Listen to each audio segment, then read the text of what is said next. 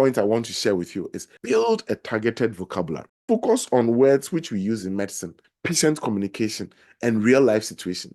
Start to say 10 words a day. Use them in your writing, use them in your speaking, think about them, talk through them, and you'll see that very soon you start seeing results. So if this morning on your hard card, you have 10 words you are learning in order to put into your language proficiency test, by the end of the week, by 5 days' time, you've learned 50 new words.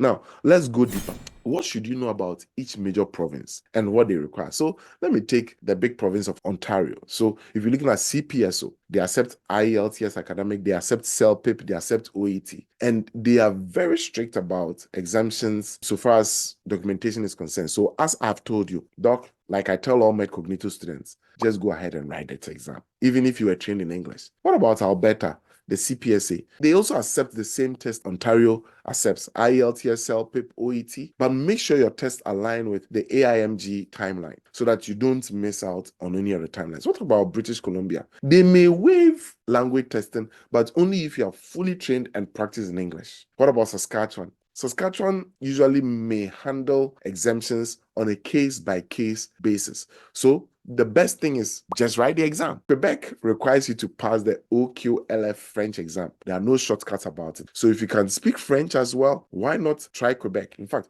I know someone from my country, and Ghana is a primarily English-speaking country. In fact, he's completing his residency this year. He wrote all his exam, and because he was living in Quebec as well, what he did was that he learned French. Can you imagine? He learned French, and within 6 months or so, there are some French proficiency steps you need to take in order to qualify even for the residency. He aced it. This is somebody who was a native English speaker and had not spoken a scintilla of French in his whole life, but he was determined and he did it, and he did the OQLF exam, and boom, now he got into residency and he's completing this year.